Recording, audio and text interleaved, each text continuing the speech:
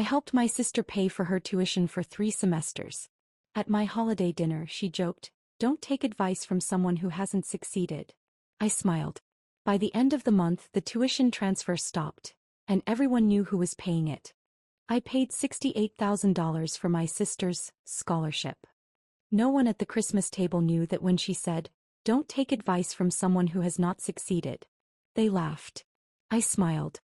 I passed the stuffing like I had not just funded 3 semesters of her education. For a year and a half, I wired money straight to Eastbrook University under a private sponsorship listing. I asked for one thing in return: keep my name out of it. I did not want praise. I did not want our parents feeling indebted. I just wanted her to stay in school after her financial aid fell apart 2 weeks before freshman year. She had called me crying back then, saying she was short more than $20,000 and would have to defer. Dad had just refinanced the house. Mom was barely working.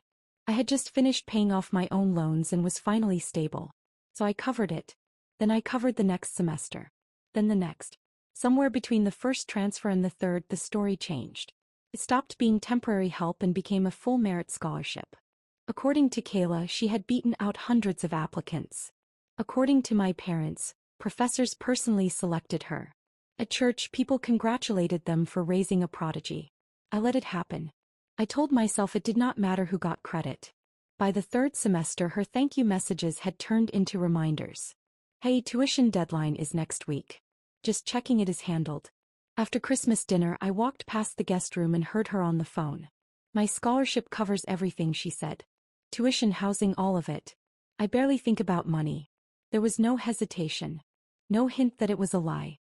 She had repeated it enough times that it sounded real even to her. 2 weeks later, she called me. "Just making sure the tuition is taken care of. I cannot risk losing my scholarship." I told her I had not scheduled anything yet.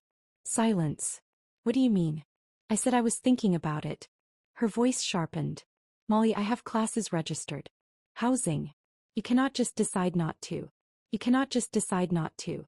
The next morning, my mom called.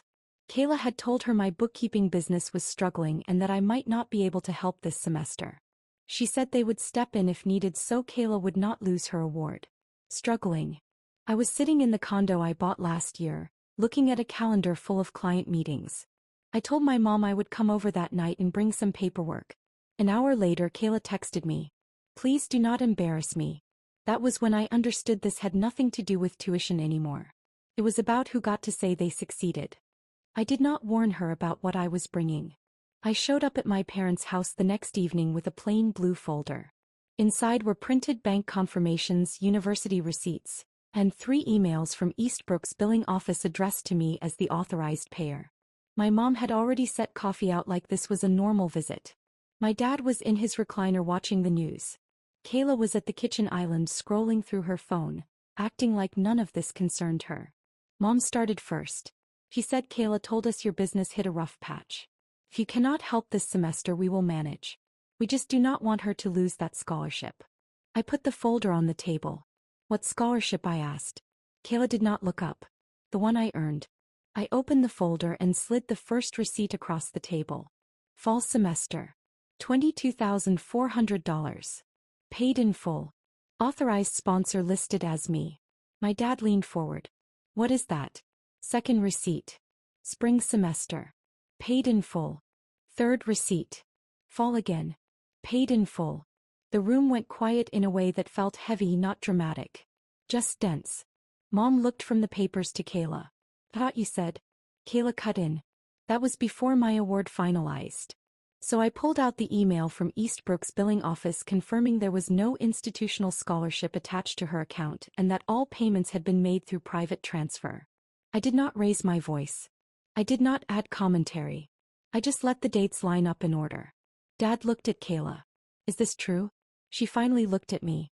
"Why are you doing this?" I said, "You told them my business was failing." She said, "I was protecting you." "From what?" She did not answer that. Mom picked up one of the receipts again like it might change if she stared at it long enough. "You have been paying all of this?" "Yes." "For how long?" "Since freshman year." Dad stood up and walked to the sink. He did that when he needed time to think. Qley stayed still, her phone face down on the counter now. I said, "The spring bill is due in 5 days. I have not paid it." Mom looked panicked. So what happens? I shrugged. If it is not paid, she cannot enroll. Qley finally spoke. So this is it? You are cutting me off because of a joke? It was not about the joke. It was about her telling people I had not succeeded while quietly using my success to build her image. I said I helped because I wanted you to have an opportunity. Not so you could rewrite reality. Dad turned around. Why did you lie about the scholarship? Qley's answer came fast. Because it sounds better. Because people treat you differently. Because I did not want to be the girl whose older sister pays her way. There was not shame about the money. Shame about the truth. Mom asked the question none of us had said yet. Can you pay this semester yourselves? Qley looked at them. They both looked at each other. No one had $68,000 lying around. I knew that. They knew that. I closed the folder and stood up. I said I am not paying this semester. Not unless we are all honest about what has been happening. Qley laughed once, short and sharp. You are going to ruin everything over pride. I paused at the door. No, I said. I am just done financing a lie. By the time I got home, I had 3 missed calls from her. And 1 email notification from Eastbrook University. Subject line, urgent. Outstanding balance notice. The next morning, Qley posted a photo on Instagram. It was a throwback from campus. Caption, grateful for the opportunities I've earned. Hard work pays off. The comments filled up fast. Proud of you. Scholarship queen. Future field. I stared at it for a full minute before closing the app. An hour later my phone rang. It was not Qley. It was a number from Eastbrook. The woman on the line introduced herself as someone from Student Financial Services. She said they had received a call from my sister asking why her sponsor had not processed the spring payment yet. Sponsor. I asked if Qley had mentioned a scholarship. There was a pause while she checked the file. No, she said. The account reflects private external funding for the previous terms. The balance for spring is due in 4 days. I thanked her and hung up. So Qley had not doubled down with the university. She knew better than that. The scholarship only existed at home and online. By noon she showed up at my condo without warning. You cannot just blow up my life like this, she said as soon as I opened the door. I stepped aside and let her in. She paced my living room, looking around like she was seeing it for the first time. The hardwood floors. The framed business license. The client awards on the shelf. I was going to tell them eventually, she said. She did not answer. Instead she switched tactics. If I lose this semester, I lose my housing. I lose my position in student government. It will follow me. I asked her if she had saved any of the refund money she bragged about. Her face tightened. That was different. Different how? She looked away. I used some of it. Some. After a minute, she admitted there had been no refund. She had taken out a small private loan last semester to cover living expenses because she assumed I would keep paying tuition. She used the extra to maintain the image. Clothes. Trips. Networking events, she said, were investments. So the scholarship story was not just pride. It was leverage. People opened doors for her because they thought she was exceptional and fully funded. I asked her one question. If I pay this semester, what changes? She said, I will tell them. All of them? She hesitated again. Just mom and dad. That told me everything. By evening, my parents called a family meeting. Not just us. My uncle, my aunt, even Brian. Word travels fast when money is involved. Qley must have told them I was threatening her education. That was the only explanation. When I walked in, the mood was different from the night before. Tense. Defensive. My uncle asked straight out, is it true you are refusing to help her finish school? I said I am refusing to keep pretending she is on a scholarship I pay for. Qley jumped in. I never asked you to tell people that. No, I said. You just let me stay invisible. Mom tried to calm things down, but my aunt asked the question that shifted the room. How much have you paid exactly? I told them the number. $68,000. You could hear people doing the math in their heads. Qley looked smaller than I had ever seen her. Not exposed. Cornered. Dad cleared his throat. Why did you tell us Molly's business was failing? Qley did not answer right away. Finally she said because if they thought she was struggling, they would not question why she stopped paying. That was the moment it stopped being about hurt feelings. It was strategy. And for the first time I realized my sister had built her success on more than just a lie. She had built it on contingency. If I stopped, everything collapsed. and I still had not decided whether I was going to let it. The meeting did not end with yelling. It ended with numbers. My dad pulled out a notepad. Tuition balance. Housing contract. Private loan Qley had taken out without telling anyone. When everything was added up, the situation looked worse than I expected. If the spring tuition was not paid by Friday, she would be dropped from her classes. If she lost full-time status, her campus leadership role would be gone. If that disappeared, so would the internship she had lined up for summer. Everything in her carefully built image depended on staying enrolled. My uncle asked the obvious question. Can she take out a loan? Qley said she already tried. Because she listed me as a financial supporter on prior paperwork, the bank expected continued backing. Without it, her application was flagged as high risk. She would need a co-signer. Everyone looked at my dad. He looked tired. He said he would think about it. That night Qley sent me a long text. Not an apology. A proposal. She said if I paid this semester, she would sign a written agreement acknowledging every dollar as a loan.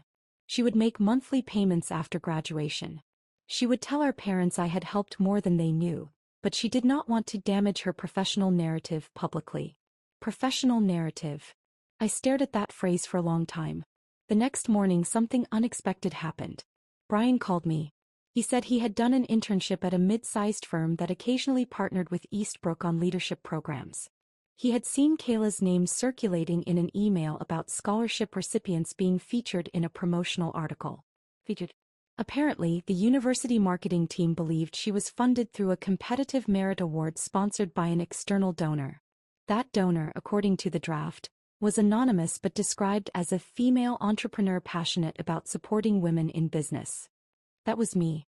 Or at least that was how it had been interpreted. Qley had not just lied to family and friends. She had allowed the university to frame her funding as prestigious sponsorship. If that article went live, the lie would become institutional. Brian forwarded me the draft. I called Eastbrook immediately. I explained that I was the private payer and had never authorized any public association with merit recognition. The woman on the phone sounded confused. She said their records showed the student had self-reported her funding as scholarship-based during a leadership interview. Self-reported. By that afternoon, the promotional piece was pulled for review. Qley showed up at my place again, this time furious. You went behind my back to the university? I said I corrected the record. Do you realize what you have done? That article would have helped me. Helped you how? It would have validated everything. That word again. Validated. I asked her something I had not asked before. If I had never stepped in freshman year, what would you have done? She did not hesitate this time. I would have figured it out. Maybe she would have. Maybe she would not have become student government darling with a spotless financial story. Maybe she would have worked 2 jobs. Maybe she would have struggled. But she would have owned it. The tuition deadline was now 48 hours away. That evening my dad called me privately. He said he had looked at their savings. He could co-sign a loan for Qley, but it would stretch them thin. He asked me one question. If she signs the agreement and publicly corrects the scholarship claim, will you pay this semester? I told him I would consider it. An hour later, Qley posted a new statement online. Grateful for family support that helped me pursue my education. Success is never achieved alone. It was vague. Not a correction. My phone buzzed again. It was a notification from Eastbrook. Final reminder. Payment due tomorrow by 5 p.m. For the first time since freshman year, the decision was not automatic. And I knew whatever I chose would redraw the entire family map. Friday came fast. At 9 a.m., Qley emailed me a document titled Repayment Agreement. 3 pages. Clean formatting. She had clearly used a template. It listed the total amount I had paid so far and labeled it as a private family loan. Repayment would begin 6 months after graduation. Fixed monthly installments. No interest. At the bottom, a line for my signature. There was no mention of correcting the scholarship story. I called her. Where is the part about telling the truth? She said, I already posted about family support. That was not the truth. That was a soft edit. She went quiet, then said something I did not expect. If I admit there was no scholarship, everything shifts. Professors will look at me differently. The internship might disappear. People will assume I exaggerated everything else too. I said, you did exaggerate everything else. Silence. At noon my dad called. He had spoken to the bank. If he co-signed, Qley could get a private loan approved by end of day. The interest rate would not be pretty, but it would keep her enrolled. He asked what I had decided. I told him I was going to the university in person. By 2 p.m. I was sitting across from someone in student financial services. I confirmed I would not be sponsoring future semesters. I requested written documentation that all prior payments were classified as personal transfers, not merit awards. Then I asked one more thing. If the balance is not paid by 5 p.m., what happens? She said enrollment is suspended. However, reinstatement is possible within 30 days if payment is secured. 30 days. That was new information. I drove straight to my parents' house. Qley was already there pacing. Dad was at the kitchen table with loan paperwork open. I told them what I learned.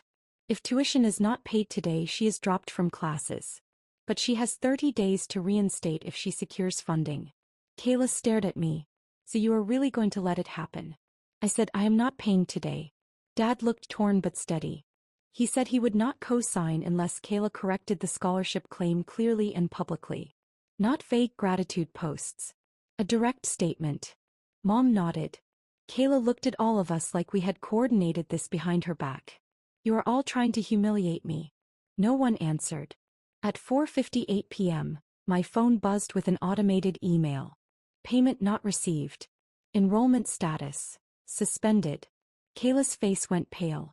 It was the first time I saw actual fear. Not about image. About consequences. She left without saying anything. That night she deleted every post referencing her scholarship. By morning she posted something new. I need to correct something.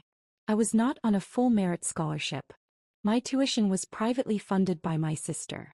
I let people believe otherwise and that was wrong. No dramatic explanation. No excuses. Just that. The comments were different this time. Fewer congratulations. More questions. An hour later she texted me. I did it. I saw. Then she sent one more message. Can we talk about a plan? For the first time since this started, it sounded like a real question. And for the first time I was not sure whether I wanted to save her from the consequences. Or let her rebuild without me. After Qley posted the truth, things did not explode the way she feared. They shifted. Some people unfollowed her. A few classmates messaged asking if everything else she had said was exaggerated too. One professor emailed to say he appreciated the correction and hoped she would apply the same honesty to her leadership work. The internship did not disappear. But the founder asked for a meeting. Meanwhile, her enrollment was still suspended. She came over that evening without pacing this time. She sat at my kitchen table and put her phone face down. I messed this up, she said. Not just the story. The way I handled you. That was the first direct acknowledgement. I asked her why she let it grow that far. She thought for a long time before answering. Because it felt better to be impressive than to be helped. That was honest. More honest than anything she had said before. We went through numbers together. If she took out a private loan for the suspended semester, reinstated within the 30-day window, and picked up a part-time campus job, she could finish the year without me paying another dollar. It would not be comfortable. The interest rate was high. The payments after graduation would be real. I told her I would not resume tuition transfers. She nodded. I also told her something else. I would cover the reinstatement fee and nothing more. A small amount compared to what I had paid before. A gesture, not a rescue. She agreed. The next week, she met with the internship founder and explained the situation herself. No spin. Just facts. He kept her on but reassigned her from strategy meetings to operations support. Less glamorous. More work. He took it. At home, the family dynamic changed in subtle ways. My parents stopped introducing her as the scholarship success story. They also stopped looking at me like I was the backup plan. My dad thanked me privately not for the money but for drawing a line. A month later, her enrollment was reinstated through the loan. The official confirmation email came through on a Tuesday afternoon. She forwarded it to me with one sentence. This time I am actually earning it. We do not talk about the $68,000 much anymore. The signed repayment agreement sits in my file cabinet. She started sending small monthly payments as soon as her campus job kicked in. Not because she legally has to yet, but because she wants to. The last family dinner felt different. When Brian asked how school was going, Kayla said, "It is expensive and I am paying for it." Then she looked at me and added, "With help before. Not a scholarship." No one laughed. No one corrected her. I did not smile to smooth anything over this time. I just ate my food knowing the transfers had stopped, the truth was out, and for once whatever she builds next will actually belong to her.